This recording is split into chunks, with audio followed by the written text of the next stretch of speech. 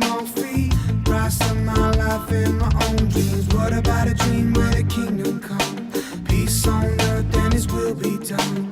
What about a dream where the people fight? Not for fortune and fame, but for saving lives. Que prazer, que alegria podermos iniciar mais um programa Reflexão, o seu programa de todos os dias aqui na TV Grandourados. E com muita alegria hoje temos aqui a presença da professora Suzana Aracaki. Você vai conhecer um pouco mais sobre a história do regime militar ou golpe militar, num olhar de uma historiadora, de uma professora universitária. E com certeza vai ser uma entrevista muito agradabilíssima para você, nosso telespectador. Nós vamos conhecer um pouquinho das empresas que apoiam o programa Reflexão. Rapidamente voltamos com o primeiro bloco com a entrevista aqui nos estúdios da TV Grandourados. Paladar Restaurante, no almoço buffet variado, com churrasco de domingo a sexta, aos sábados feijoada completa. Paladar Restaurante, Avenida Presidente Vargas 725, fone 3411-8811. Solar Arquitetura e Engenharia atua no segmento de incorporação residencial, construção civil, projetos e sistemas executivos de lajes e fundações. Com mais de 2 décadas de atuação, é uma das empresas mais tradicionais que ajudam a construir Dourados, mantendo o compromisso permanente com qualidade, transparência e respeito aos funcionários, fornecedores e clientes. A Solar conta com equipe própria e bem treinada para atender às necessidades da sua obra. É a melhor opção em lajes pré-fabricadas e sistemas executivos em fundações tipo Strauss e escavadas, com equipamentos próprios e suporte técnico, garantindo a qualidade da execução. A Solar está localizada na Rua Monte Alegre, número 2115. Solar Arquitetura e Engenharia, tradição e pioneirismo em Dourados. A Camapi Motores já está há 14 anos no mercado, oferecendo serviços de injeção eletrônica, reparação automotivas, autoelétrica, manutenção de freios, suspensão, retífica de motor, câmbio e direção hidráulica. Camapi, sua representante exclusiva da Bosch Car Service em Dourados, oferecendo também serviços de mecânica, acessórios e peças em geral. A Camapi Motores conta com profissionais capacitados que garantem o seu atendimento e conforto. A Camapi fica na Rua Rael Bonfacker, 486. Mais informações, 3425-5113. Qualidade e garantia é o que você procura? Então venha para a Camapi Motores. O programa de hoje vai tratar sobre o cinquentenário do golpe militar ou revolução, que é visto por algumas pessoas também na história, por um grupo de pessoas, historiadores, eles entram com a revolução. Mas, professor, em primeiro lugar, quero dizer que é um prazer tê-la conosco aqui, e a gente conversava antes, né, naquele primeiro momento, e a alegria de saber que você é campograndense como eu, né? E gostaria que você colocasse um pouquinho sobre a sua trajetória, a sua formação acadêmica, como se deu o seu gosto também pela área da história. Olha, o meu curso de História, todo mundo espanta quando olha o meu currículo Lattes, né, que é a nossa ficha acadêmica, e ele vai lá ver que eu comecei o curso em 1983 e terminei em 2003. Levei 20 anos fazendo um curso de História, veja que amadurecimento, né? Mas é que nesse meio tempo eu fiz outro curso superior, fiz o curso de Direito, né,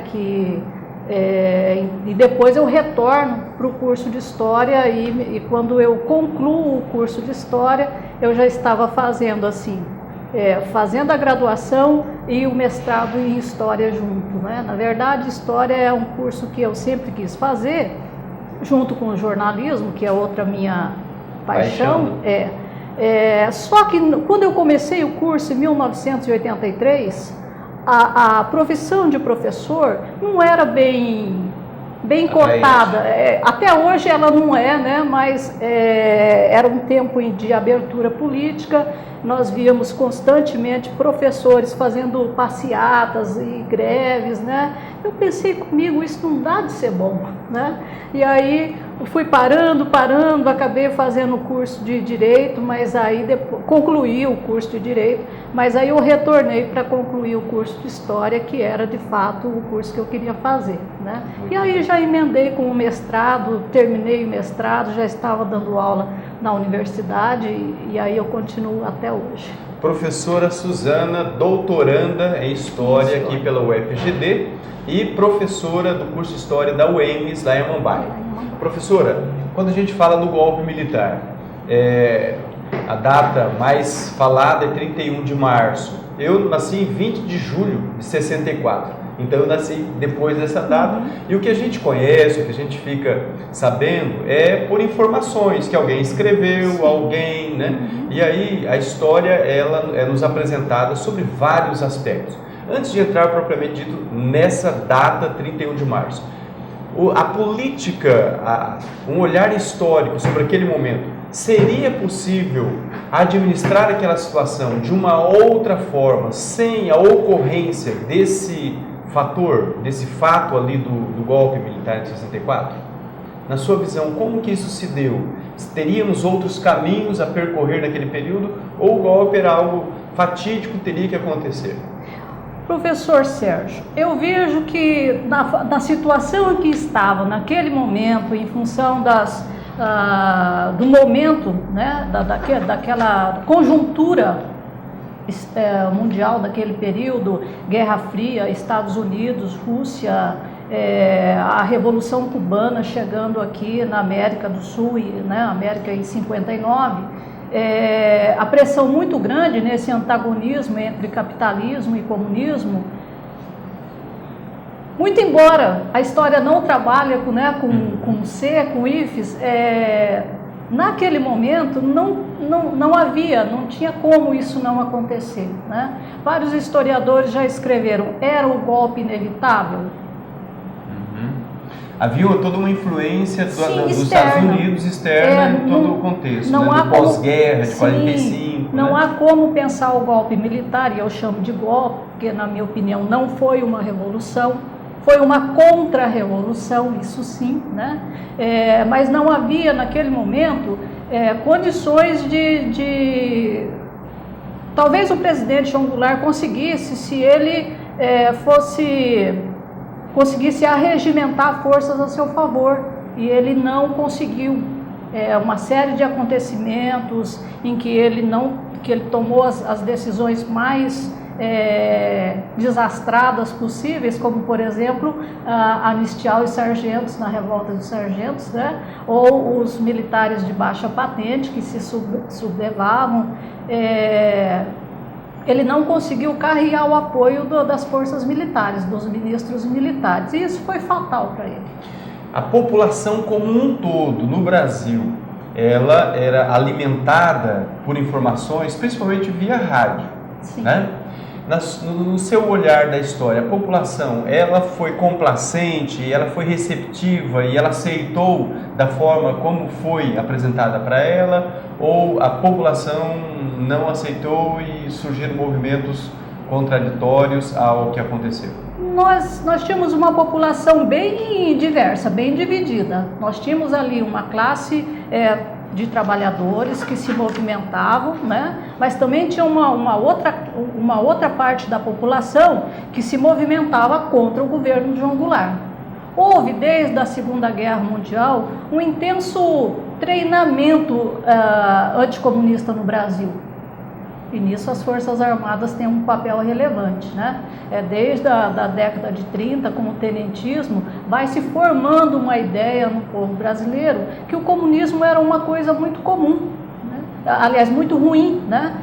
Que não fazia bem para povo nenhum. Então, olhando os jornais da época, as revistas da época, as publicações da época, a imprensa daquela época tratava o comunismo como alguma coisa muito negativa, né? Então era a imagem de crianças morrendo de fome, abandonadas, pessoas sendo mortas, né? O comunismo era assim, o caos total.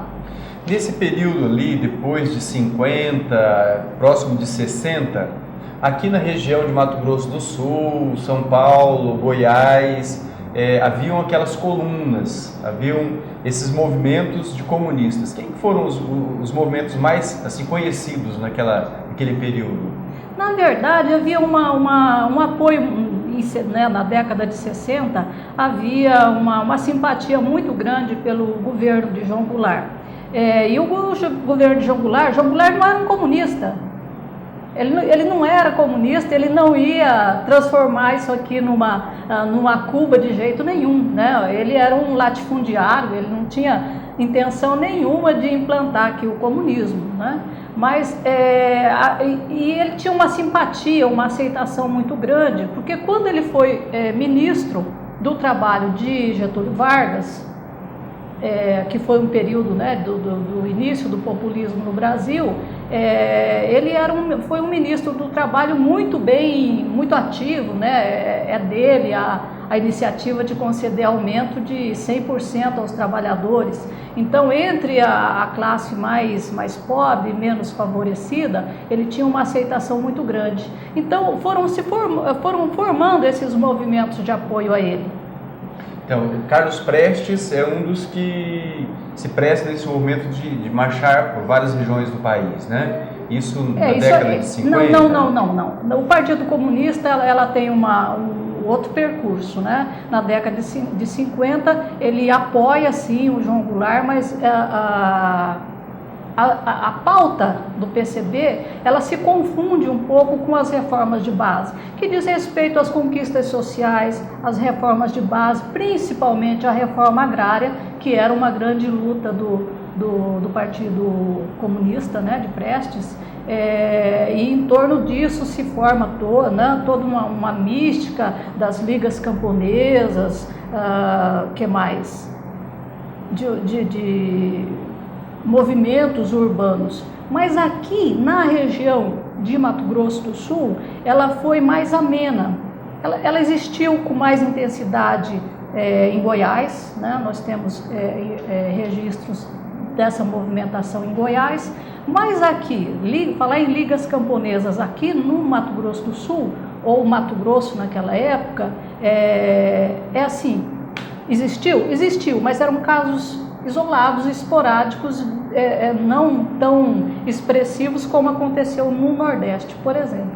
Eu tinha informado para a senhora que o nosso programa é muito rápido. O primeiro bloco já foi. Então nós vamos para um rápido intervalo e voltamos com mais perguntas sobre esse episódio, na nossa história, com mais informações para todos vocês. Voltamos em seguida.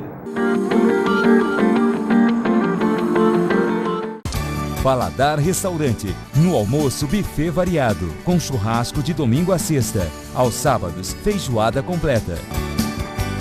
Paladar Restaurante, Avenida Presidente Vargas 725, fone 3411-8811. Solar Arquitetura e Engenharia atua no segmento de incorporação residencial, construção civil, projetos e sistemas executivos de lajes e fundações. Com mais de 2 décadas de atuação, é uma das empresas mais tradicionais que ajudam a construir Dourados, mantendo o compromisso permanente com qualidade, transparência e respeito aos funcionários, fornecedores e clientes.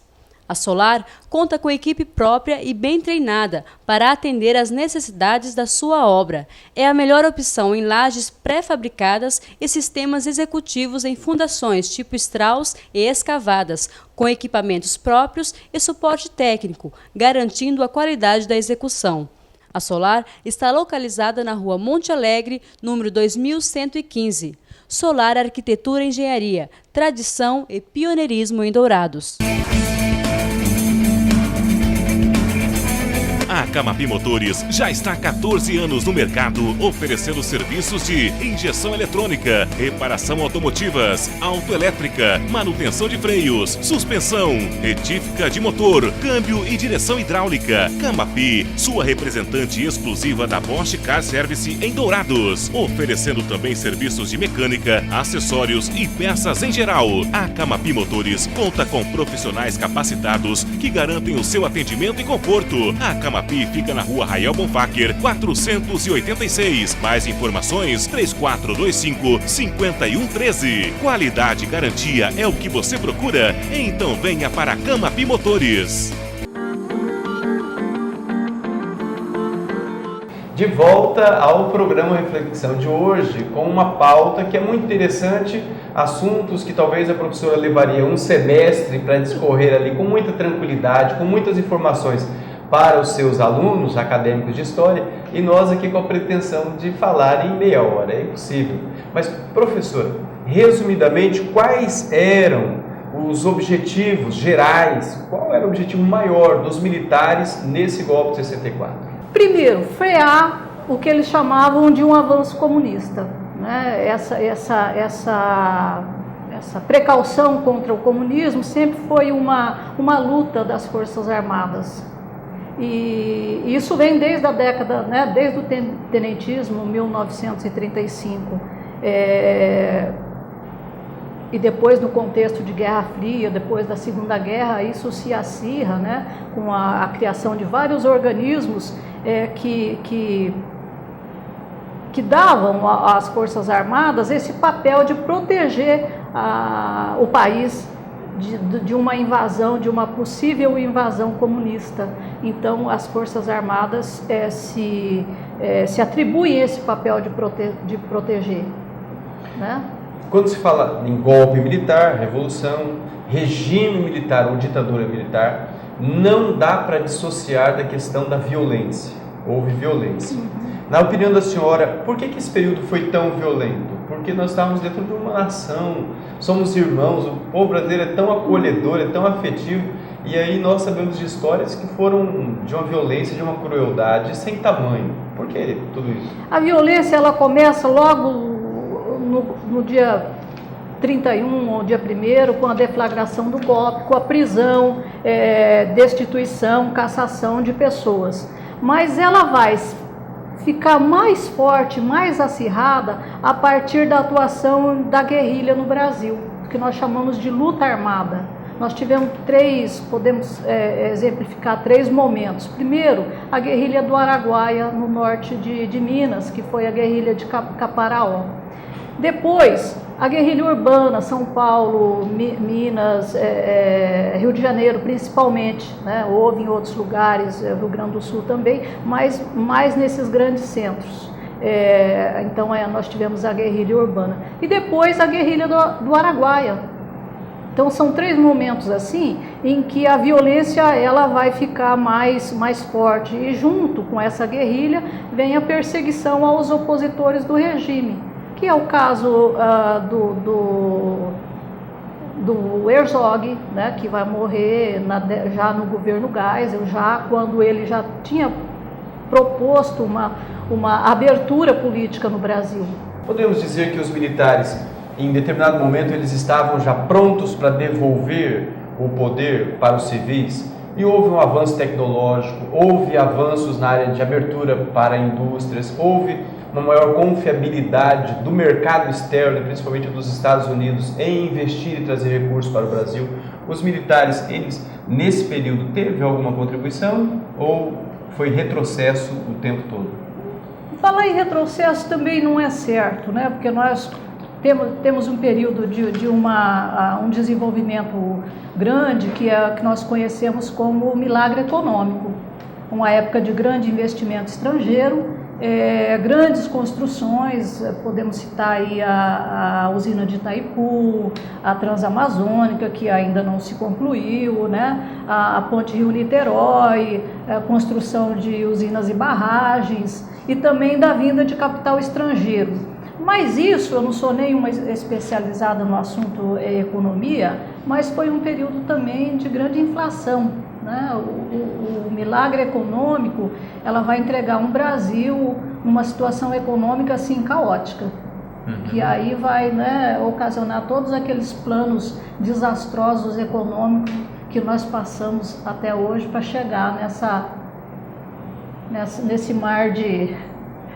nesse mar tranquilo, né? Relativamente tranquilo em relação àquele período, né? Então nós costumamos dizer assim, que houve esse desenvolvimento, sim, um milagre econômico, mas ela também trouxe uma parte negativa, que foi uma inflação indexada muito grande.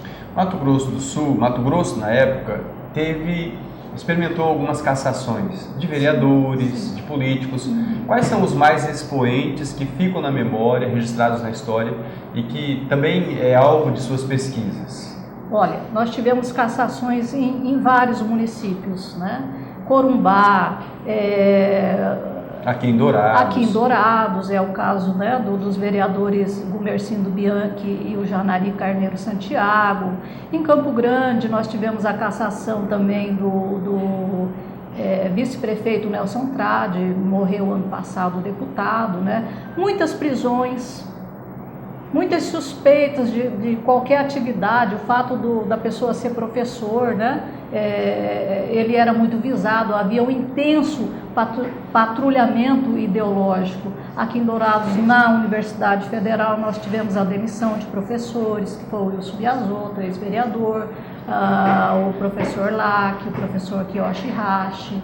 Lá em Campo Grande, nós tivemos a demissão do professor Fausto Mato Grosso, né? Então, as pessoas foram muito perseguidas, né? Esses são os mais, mais antigos, mas existem vários outros casos que a gente até agora não tinha o costume de falar, mas essas datas redondas, né, de lembrança, rememorativas, como é o caso dos 50 anos do golpe, agora começam a aflorar essas histórias. Não dá para fazer conjecturas em cima de coisas que, de fato, não aconteceram. Por exemplo, se o golpe não tivesse acontecido, o Brasil seria diferente? Né? De que maneira seria diferente? Por quê? Porque se o golpe não tivesse acontecido, os rumos também poderiam ter sido outros, né? Agora, na sua leitura, na sua maneira de fazer toda essa análise histórica e também na sala de aula, é sempre enriquecedor porque a gente vem com um olhar e o estudo que a gente traz consigo e encontra alunos com a mente aberta, mas alunos questionadores que nos fazem também rever todo o nosso conteúdo e vamos construindo. A sua avaliação hoje desse cinquentenário, qual é a sua mensagem que a senhora pode passar nessa visão desse período todo? Se tivesse que sintetizar, o que a senhora diria para os seus alunos e para os nossos telespectadores? Olha, 64 foi um momento de intensa mobilização política. Então, tanto um lado, os trabalhadores e a elite burguesa, né, estava nesse embate. Com o golpe, isso parou. Tudo foi suprimido. 2013, nós tivemos aí uma mobilização no Brasil todo. Sim. Né? A senhora acha que 2013 se assemelha ao que estava acontecendo em 63, 64, dessa mobilização da população em prol dos seus anseios, desejos, descontentamento com a classe política? Tem alguma similaridade? Direta já, essa movimentação de 213 é o povo redescobrindo o direito de falar, coisa que foi suprimida durante 21 anos, né?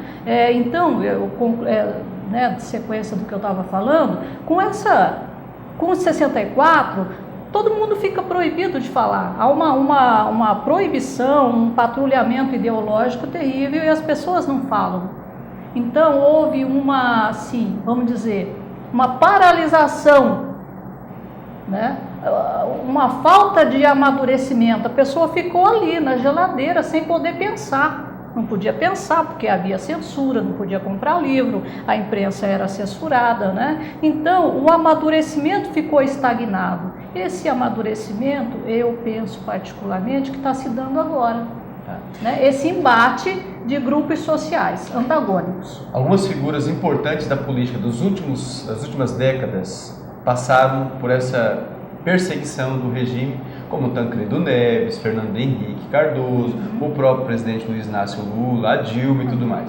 Então, de certa forma, esse período de geladeira, que a senhora falou, esfriamento, não fez com que essas pessoas também, mesmo que elas não estivessem ocupando funções, cargos, elas não estivessem se preparando, projetando para que quando tiveram a oportunidade, vieram, assumiram, cumpriram com seus papéis, seja de Prefeitura de São Paulo, Governo de São Paulo, Governo do Rio Grande do Sul, Leonel Brizola, e o Brasil não deu um impulso muito grande logo depois? Sim. Não dá para fazer essa leitura? Se você pensar assim, professor, naquela época, o comício, né, dos trabalhadores, eu lembro de 13 de agosto, lá na Central do Brasil, e aqui, né, a movimentação toda aquela febre da movimentação das classes trabalhadoras, isso para. Ela vem com quem? Com abertura política, né? Então, mesmo assim, na geladeira, sem poder se manifestar, e quem se manifestava era perseguido, né, e silenciado, né? De alguma forma houve esse silenciamento. Então, quando há abertura, a partir daquele momento, né, 85 ou 79, quando há a lei de anistia, as pessoas começam a se movimentar e a partir daquele momento elas começam a falar, a se movimentar e volta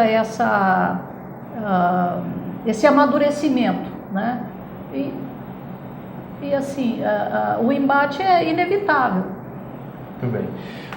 Mais uma vez, nosso programa é muito curto, já fizeram um sinal ali que já deu uns 30 minutos. Sim. Então eu quero agradecer a sua presença, quero dizer que esse programa, Reflexão, por se chamar reflexão, é reflexão sociológica, histórica, antropológica, e a senhora já está convidada para voltar em outros momentos aqui com outros temas tão importantes e interessantes como esse. Está franqueado e também nós temos vários amigos que são militares, né, por eu ter passado lá no Exército 7 anos, tenho um carinho enorme, consideração enorme. Hoje o nosso general Carvalho, que é da 4ª Brigada de Cavalaria Mecanizada, agora no dia 14 de abril, está deixando o comando. Sim. Outro general vai chegar para comandar a 4ª Brigada SEMEC, e acho que o primeiro general de brigada de origem japonesa. Virá para comandar. Eu quero convidar a senhora para ir lá fazer uma visita ao general quando ele chegar. Eu aceito. Para fazer essa pesquisa, inclusive, eu tenho emprestado livros do Exército, né? Eu tenho ido aqui na 4ª Brigada, porque eu não posso fazer um trabalho de pesquisa vendo só um lado. Sim. Eu tenho que conhecer o ponto de vista das Forças Armadas. E eu tenho utilizado os livros da Biblioteca do Exército. Está aceito o convite para a senhora voltar num outro momento aqui? Está aceito. Muito bem. Tá aceito. Muito obrigado pela sua presença, obrigado a você, nosso amigo telespectador, e que Deus abençoe a sua vida e até o próximo encontro.